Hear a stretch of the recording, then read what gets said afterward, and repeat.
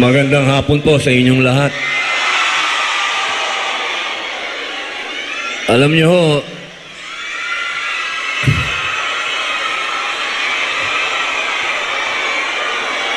Assalamualaikum. Ako ho ay umaapaw ang kaligayahan sa puso ko. Ito na. Mga mahal kong kababayan, tayo po ay tumayo.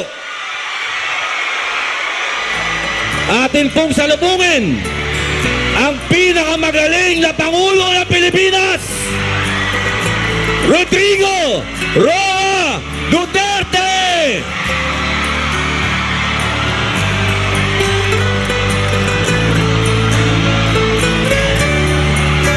Duterte!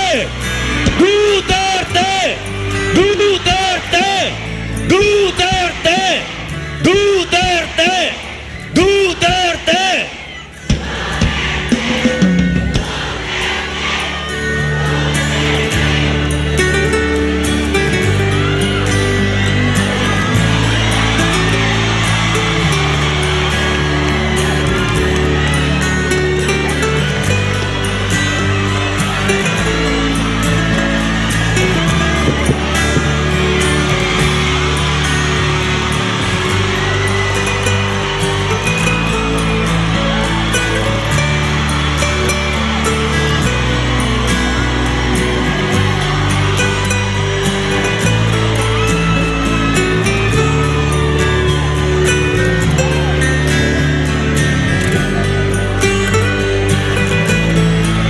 Magandang hapon ho sa inyong lahat. Alam niyo, I do not know if you still believe in me.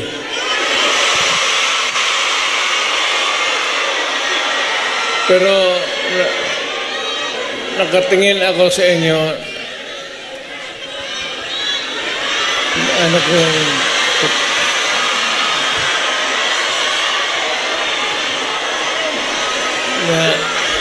dapat magkita-kita tayo doon sa ating bayan. Kaya lang sa sitwasyon natin ngayon, kailangan talaga pumunta tayo sa ibang bayan maghanap buhay.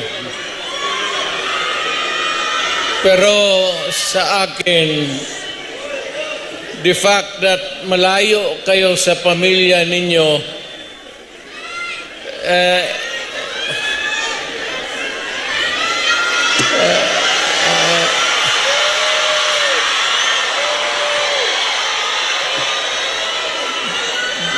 dama ko yung lungkot at alam ko yan. Kasi ganoon rin ako noon. Almost 3 years sa labas ako nagtatrabaho. Well, nagtitraining para pag sa connection ko sa pagka-abogado. Kaya OFW, yan ang pinakamasarap na magkikinig ako. OFW, mabuhay kayong lahat.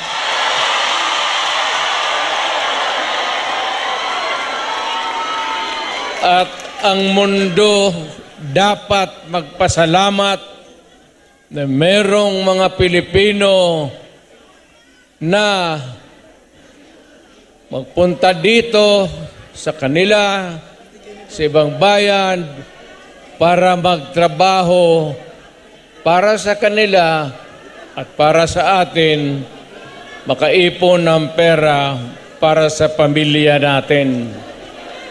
Kasi, well, you know, it would take about 7 to 10 years bago mawala itong sitwasyon natin na ganito. But in the meantime, that we are not really ready economically to provide opportunities na trabaho para sa lahat, then I said, napipilitan tayo dito maghanap ng trabaho para sa ating mga pamilya. Kaya ako ngayon dito, this is not the first time that I have kaharap ko kayo. Tanggapin na lang natin kung ano ang nasa palad natin at magdasal tayo na yung pagod ninyo ngayon dito ang makinabang ang mga pamilya ninyo at ang mga anak ninyo. Mabuhay kayong OFW. Kaya yung lahat ng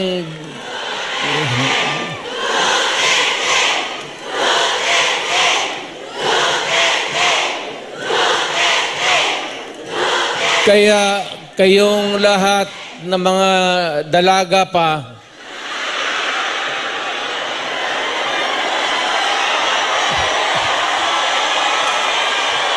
ilan ba kayo? Matagal pa naman ako dito, 1 buwan pa. Pakasalan ko kayong lahat para lumigaya kayo at magkaroon ako ng maraming pera.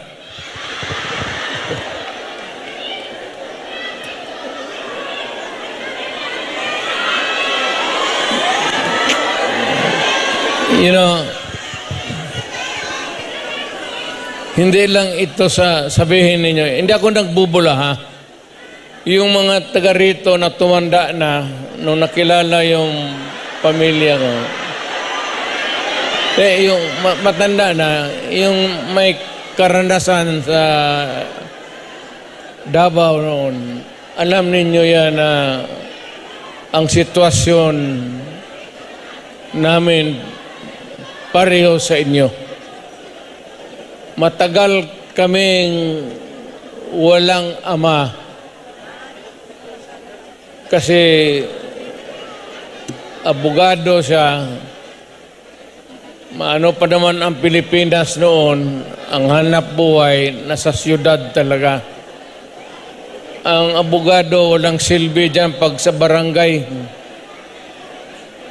So, ganun na-experience namin, ako, na ang tatay ko, iniwan kami sa lolo pati lola ko at ang tatay ko nagtrabaho sa labas. Ganon, sa labas ng probinsya. So, damang-dama ko talaga yung buhay ninyo. Huwag na yung kalungkutan. Huwag na yung, kasi that's reality. Ginusto man natin sa hindi, kailangan talaga maghanap buhay. So, huwag na masyado yung mga sentimental na ano. Basta dito, punta tayo dito, nagtrabaho. At nandito kami, pinsan, napasyal ako, kasama ko ang anak ko. Saan ba si...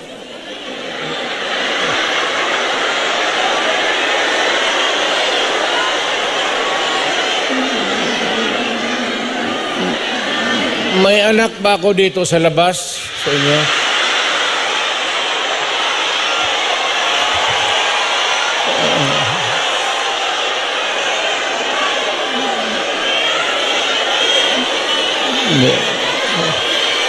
Sobra naman yung 5. Pagkaalam ko 2.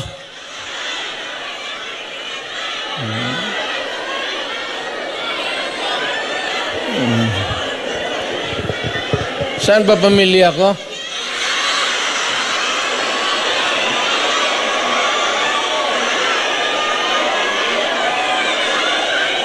Wala pa, sir. Wala pa. Wala pa si Inday na nakausap, okay na. Ang importante dyan si Inday kasi Inday yung politiko eh. So, mabutit naman. Nauna na. So, anong pag-usapan natin? May pera kayo ibigay? Basket 10 Hong Kong dollars lang. Marang makina ko kitain dito.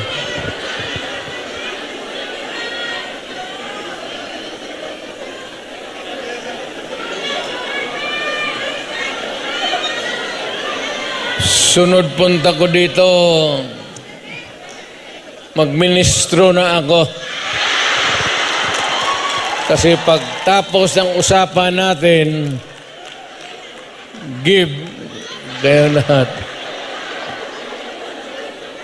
Well, ang problema natin sa Pilipinas ngayon, hindi na kasing bigat noon. You know, you'll have to be patient with government. It is not at all times maganda. Minsan ang gobyerno may kapalpakan. Ang akin lang, well of course, kasi from the outside na ako, na makikita ako na yung ganito, yung seldom na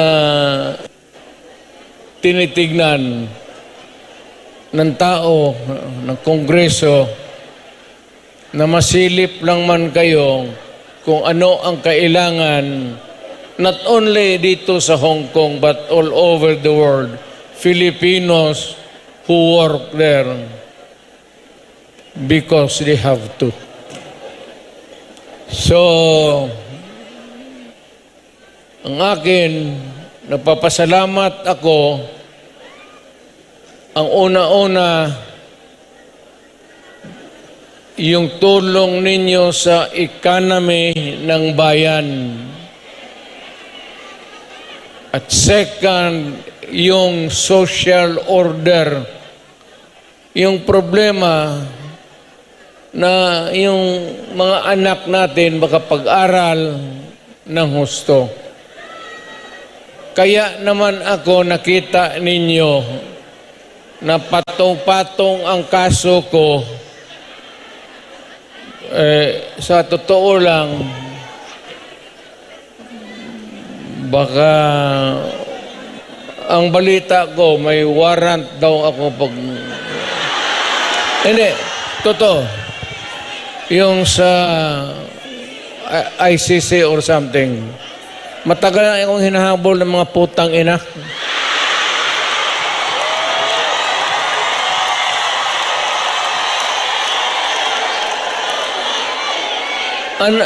Ano man ang kasalanan ko, na ginawa ko man ang lahat sa panahon ko para may konting katahimikan at mapayapa ang buhay ng Pilipino. Ang problema nito, ewan ko kung ang tingin ng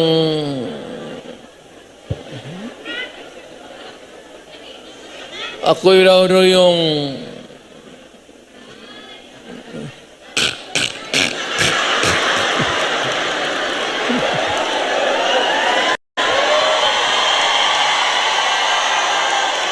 o ganito na lang. Ito ganito na lang. O sabi ko, assuming na totoo talaga yung naririnig ninyo. Bakit ko ginawa yan? Para sa sarili ko? Para sa pamilya ko? Para sa inyo at ang inyong mga anak sa aking bayan. Kaya ako man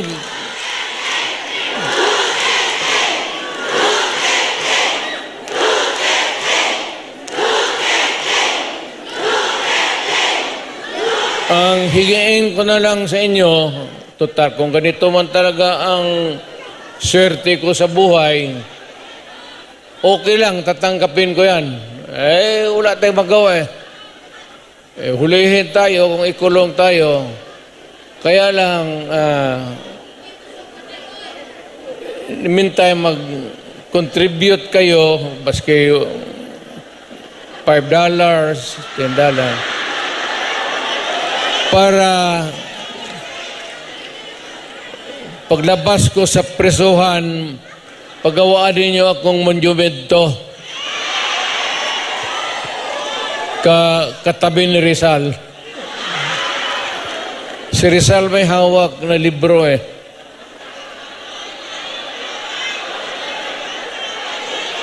Akin.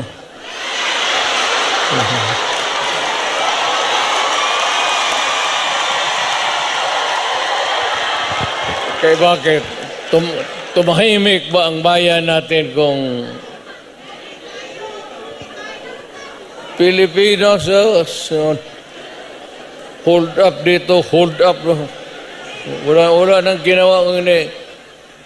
Tayo mga ayaw ng gulo, napipilitan tayo to confront evil because nandyan sa harap natin. Sino ba naman gustong pumatay? Putang inang yan.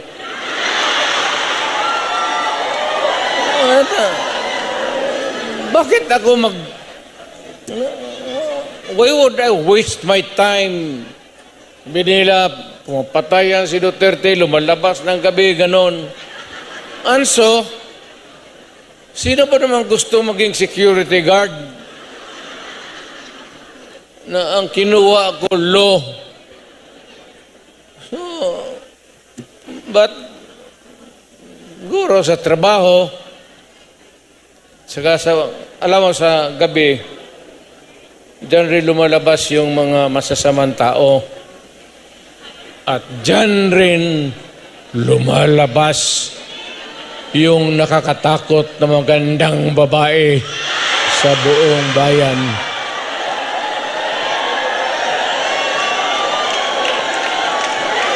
Sino bang nakita ninyo maganda sa araw? Nakita?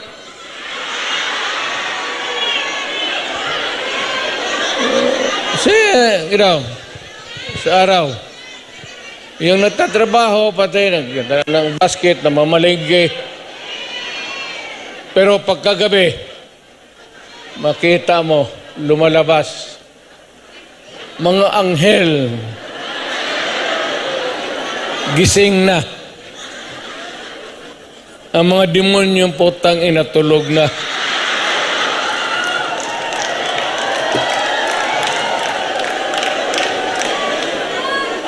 Hindi. Ano na tayo? Seriously now. No, our country is not yet that well off.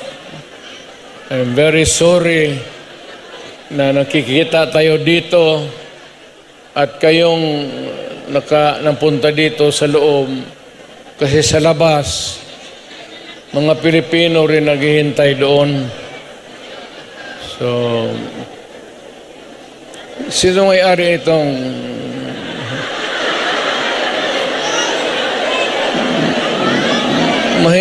mahinang klase?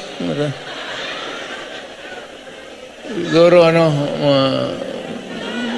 contribute lang tayo. Gawa natin third floor for exclusive use. Para every Saturday makita-kita tayo.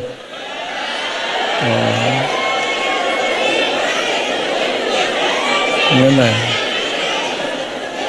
Maraming mag-uwi dyan, buntis na. Yung mga dalaga.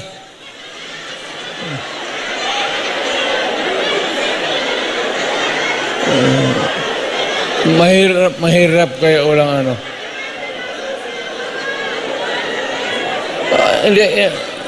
Hindi ako mag-survive ng buhay na walang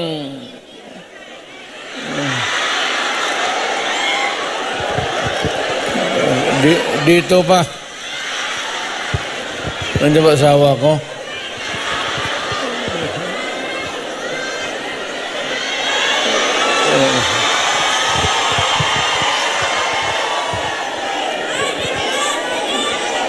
Well, you know, ganito yan. We were not really ordered, but maybe it was a form of an order. But ang dumating sa atin ay request from the Hong Kong authorities that we avoid talking about politics. Ako wala naman akong no plans to talk about politics. It's too early. I will talk about it sa Pilipinas. Doon na lang kayo makinig. I'm not trying to na kayo you vote for I leave it up to you to decide for your own kung ano talaga ang mabuti para sa bayan. Pero kung ano kayo, if you have to listen to some advice, maybe you can consider the advice ng former president. An advice that is only good for the country. I am not talking about any candidate, but the interest of the Philippines. So, but meron akong mga kaibigan na nandito. Grupo kami dumating. I happen to promise my... Sa ano nga yung... Wala pang asawa ko.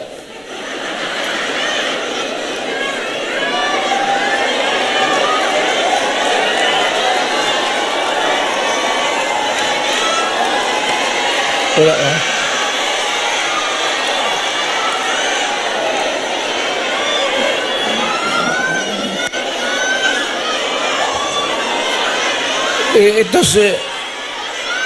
Ito si Hanelet kasi ang asawa ko overseas worker niya.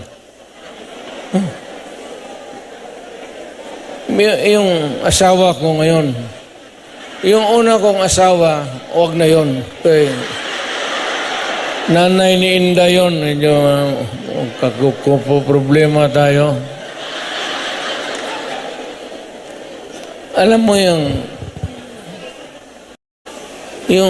yung nanay ba ni Inday? Tisayan. Tapos nakita ko yan sa aeroplano, stewardess eh. So, pag ano ko, hinanap ko kung saan yung bahay. Doon sa Monteverde, doon sa Davao, pasok ako sa mga bahay-bahay doon, nakita ko ang gaga. Nagalaba. Sabi ko, ba't maganda ito ah. Tapos sa hagdanan ako sa kabilang, sabi ko, Miss, labandera ka?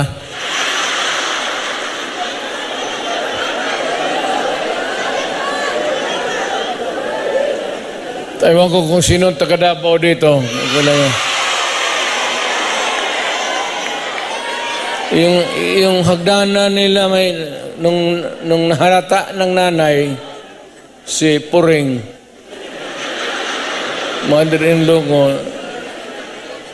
inilipat yung aso doon sa hagdanan. Tang ina, hindi ako makaakyat. Kaya hiningi mo eh. Ano lang yan yung mga Anong tawag yan? Pukpok sa Bisaya.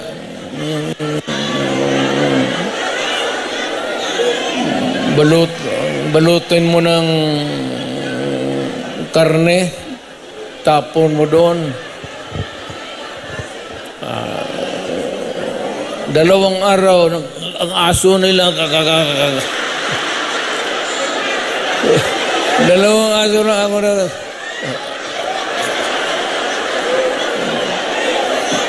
Tangina mo.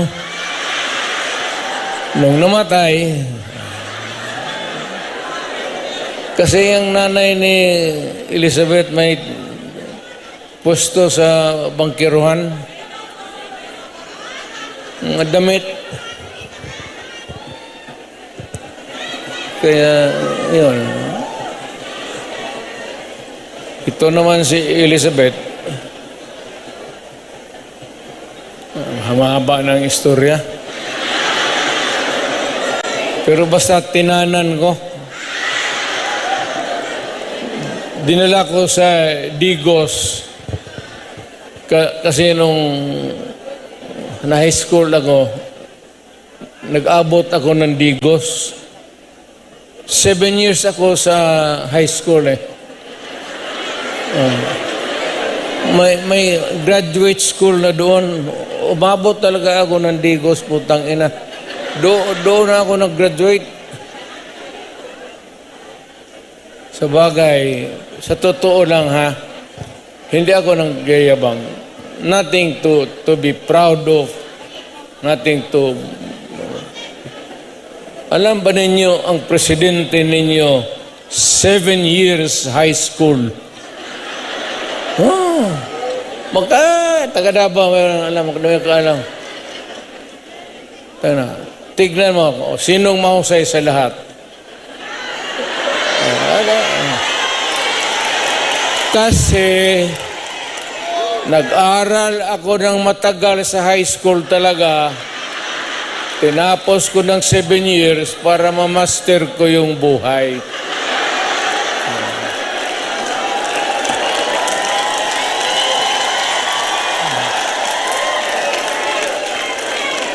Ngayon,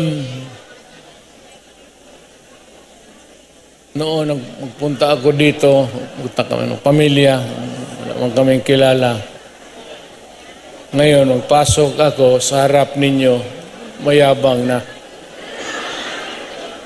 Mga kababayan, ano bang sunod ang gagawin natin? Ano ba itong Pilipinas? Maligaya kayo o hindi? Maligaya pala ka. Sa bahay, hindi na. Yung Inday na. Yun ang maldita. Di ba sinabi ko sa inyo, sino yung mga matatanda dito nanan? Di ba sinabi ko sa inyo, maliit pa yan si Inday? Sinabi ko na sa inyo, maldita yan, bantay kayo. So, nakita nila nagbugbog ng pulis. Hindi lang yun. Hindi, yung nakita lang ninyo sa TV, maraming binugbog yan, mga driver. Mamili kayo ng kalaban. Hindi, mano yan si Inday. Bright, smart, pero mainit ang ulo.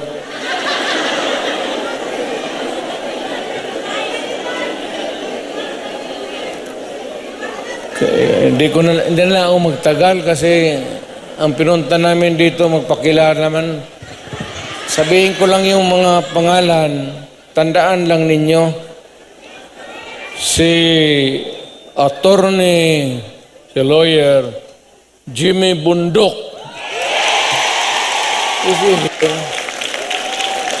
Kaya, nandito pala eh. Then we have General Philippine Constabulary ito, PPC. General Ronald Bato de la Rosa. Hinuli ng pulis. pulis yun, di uli nila. Tapos ang sunod, patron ito. Patron ito. Yung iba may mga medalya pa. Si Christopher. Saint Christopher. Senador para.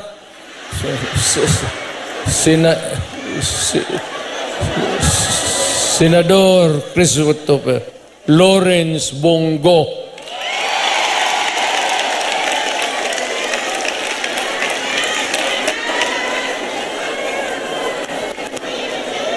Ito yung si Bongo, noon po, the longest time nakikita ninyo, Mayor, ako, ito yung aide ko.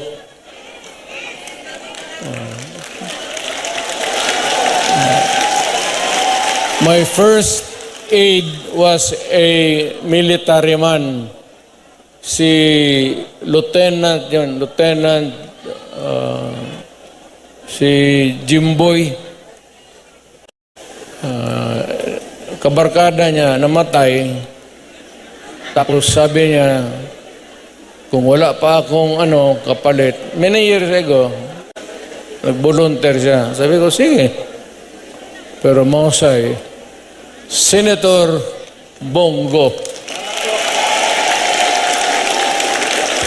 Pero walang ito bright ito. Bright talaga ito. Chinese ang check, magkwenta ito sa yung mga finances namin, gano'n. Hindi na magamit ng calculator. Dito lang. Putang ako nga, 1 plus 1, 3 na.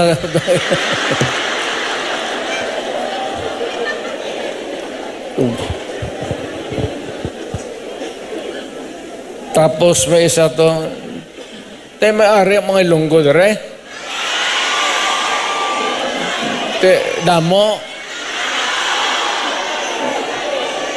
Si Attorney J.V. Hinlo, Western Visayas. Well, actually, ang Western Visayas, walang representation. Wala talaga. So, baka you might think it over at magbigyan mo. Then we have Attorney Raul Lambino. Pangasinan kasi, no? Ilocano to. Sino Ilocano dito? Okay nam.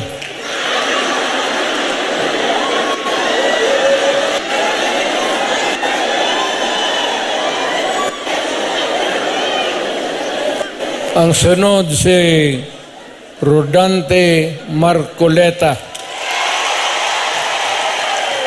Is a very decent man.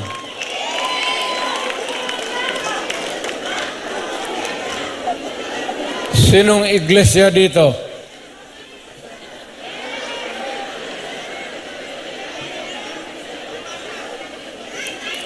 Kandidato natin yan, ha?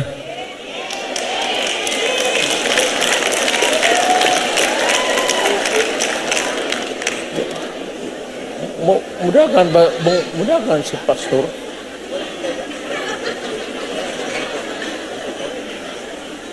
Kibuloy mo dagan. Si Pastor Kibuloy, Mayor, nasa study dito. So kung hindi mo siya include sa ating sunod yan study dito. Puro mudahan siya. Si Pastor Kibuloy.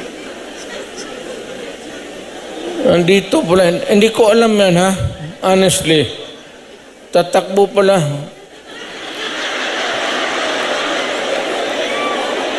Baka naglakad ito kasi hanggang ngayon wala pa. Di ba siya yung kaharap ninyo palagi?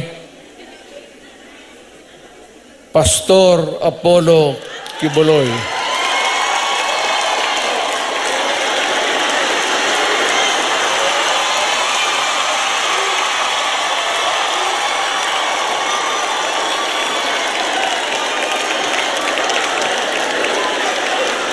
Tingnan yung relo niya, pati yung relo ko. Pareho.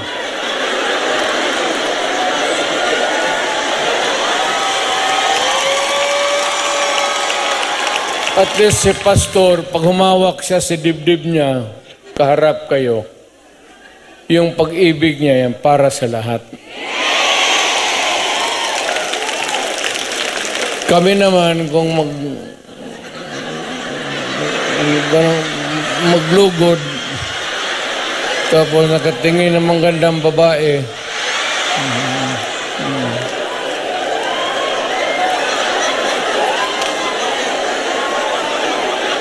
gano'n. Pero yung mga gano'n na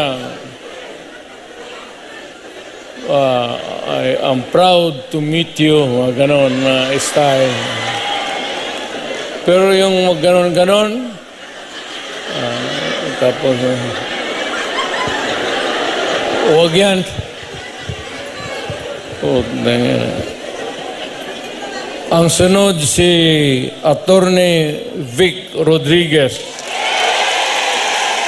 Ito, mahusay ito. Mahusay talaga ito. Galing ito ng Malacañang. Sana ito maging chief of staff, pero ayawan ko. I will not elaborate. Ayaw kong magsira ng tao. Pero ito, umalis ng Malacañang because it was a matter of principle for him. So, maintindihan na ninyo. Talagang prinsipyo na tao. So, itong isa,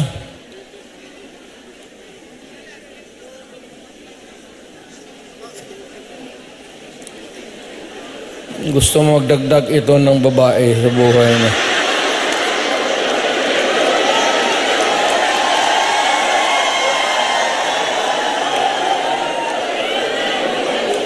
Itong magdagdag ito ng mga 3 pa, kulang ang sweldo nito. Si Epe sa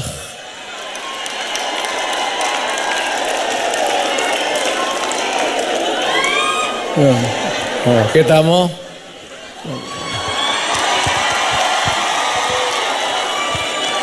Basta yung magganyan-ganyan.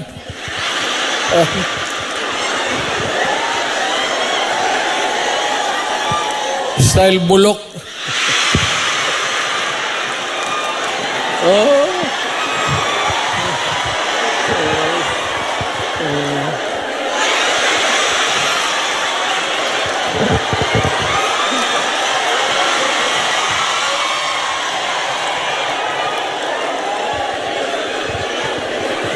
Totoo. Ang kanya ako believe na kilala. Tapos mag-handshake. Mag-ganun muna. Hindi ka naman Diyos. Ginagawa ka lang ng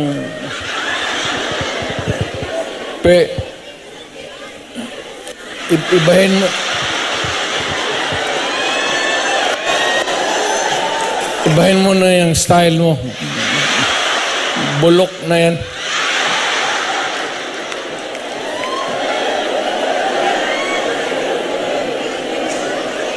Tapos may idagdag kami, kung sakali lang. Total makatulong ito.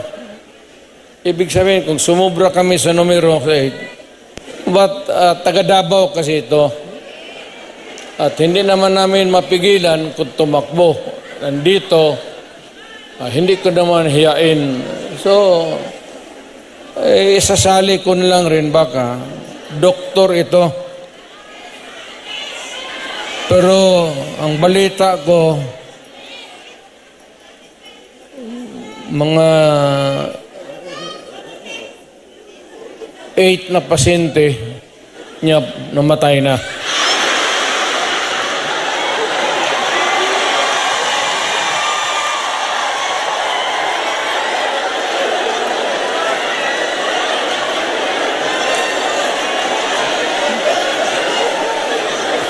either mali yung medisina binigay niya o pinatay niya kasi ayaw magbayad. Dr. Mata.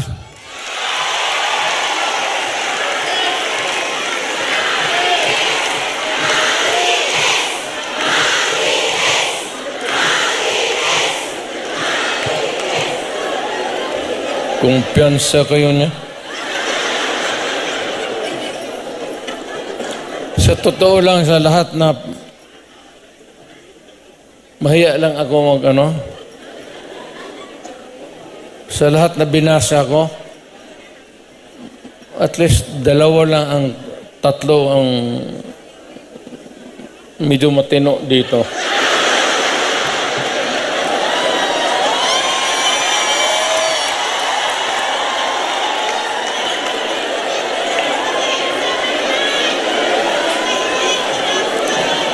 Ang hindi ko talaga masiguro itong si Bungo.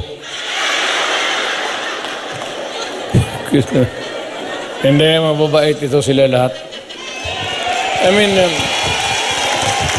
mga kapatid, I will not, hindi ako ng muka, time na.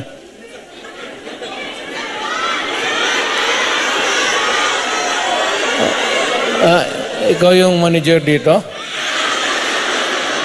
Ito yung mag-protocol, Mayor, na si Robin Padilla sa dito ng body.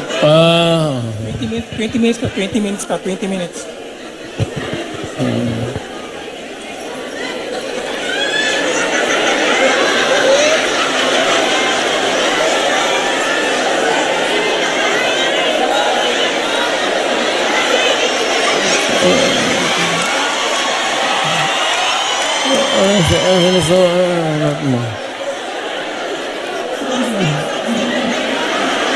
Buntis ka?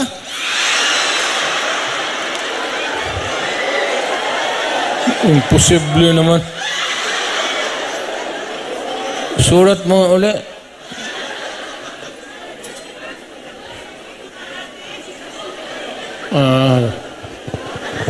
Kala ko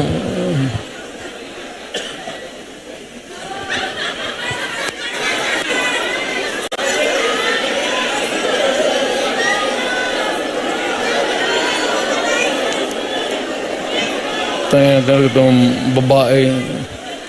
Kaya ka litse-litse yung buhay ko. Paski ng presidente ako. Dahil sa babae. Kasi maraming bisita dyan sa Malacanang noon. Tapos may makita ako babae na maganda. Unahin mo yon. Bakit magreklamo mo? Pinabuntisan ako ng gwardya mo sa... Tangina. Dito tayo sa party list. Si Harold Duterte. Alam mo, I have not... Hindi ko na nakilala itong... Nandito ba? Hindi ko talaga nakilala ito.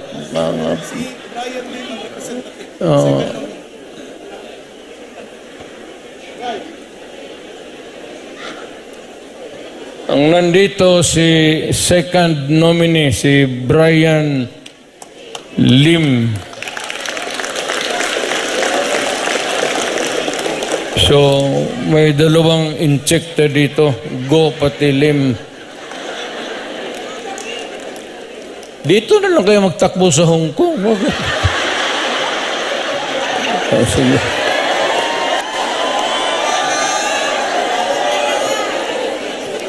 Then pangatlo si Johnny Toleran. Walang sinabi, walang binatbat, o wala?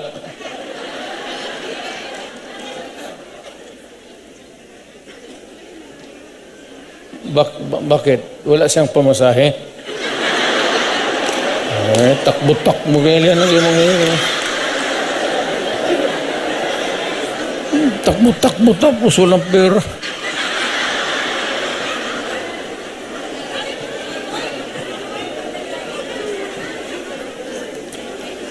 Ano pa ba? Ano pa ba ang seriously now? Ano pa ba ang dapat ninyong malaman? Well, one is that we're trying really to improve the governance of the country to help. Lalo na kayo who are here working, sending the remittances, the money to make your family stronger. I would encourage you to, number one, pray to God that you will persevere. Hindi naman tiis, pero yung mag-persevere ka sa trabaho ninyo. Kasi pag ako, kung hindi na mayor, mag-apply na rin ako dito sa Hong Kong. Hindi man ako maghiya magtrabaho ng bagahe, kaya wala mang kilala sa akin. Just pray to God and rest assured that we are doing everything we can to really improve our country.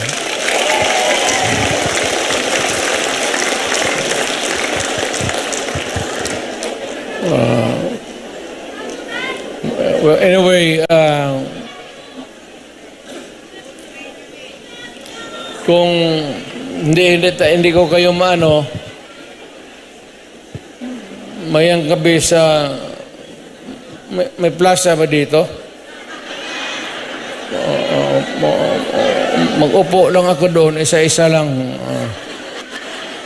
Hindi sabay kasi, hindi kaya. Istorya tayo ng problema natin sa buhay.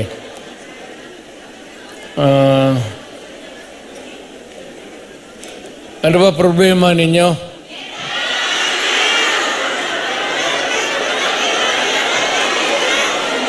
Ano problema ninyo?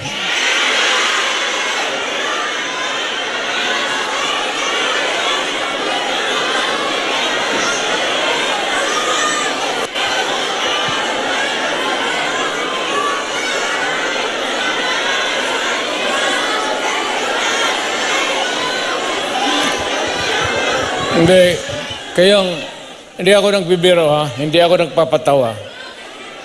Kayong may mga asawa, keep your faith in the marriage. Huwag kayong magbitaw dyan sa temptation. You're here to help your family and do it.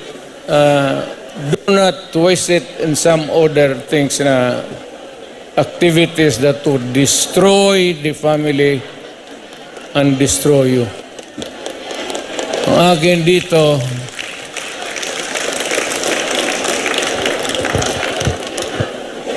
dito, punta lang ako from time to time. Pero kung kailangan talaga ninyo, hindi ako nagbiro ha.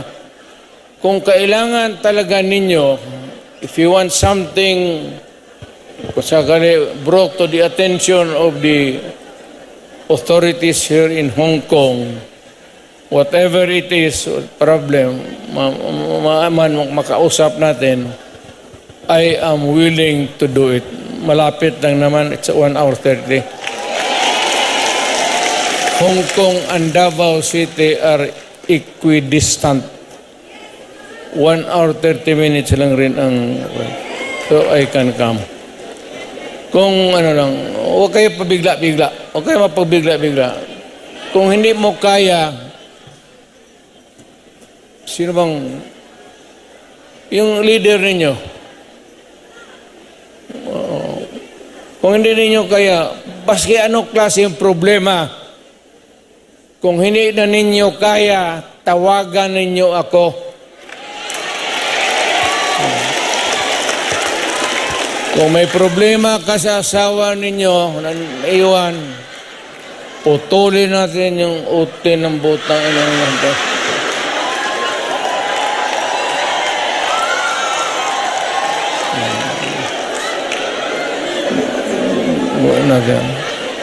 Basta, nandyan lang ako sa Davao. Matagal ako nagserbisyo. I started as a prosecutor. I was doing trial work in court. Then vice mayor, mayor for the longest time. Alam ko ang... basta alam ko. Okay na to.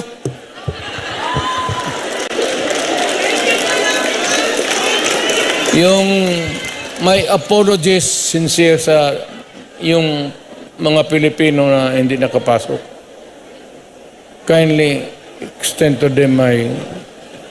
Wala tayong magawa eh. Hindi talaga magkasya eh.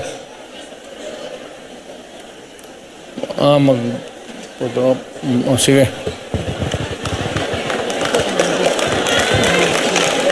Saan ako magtindig?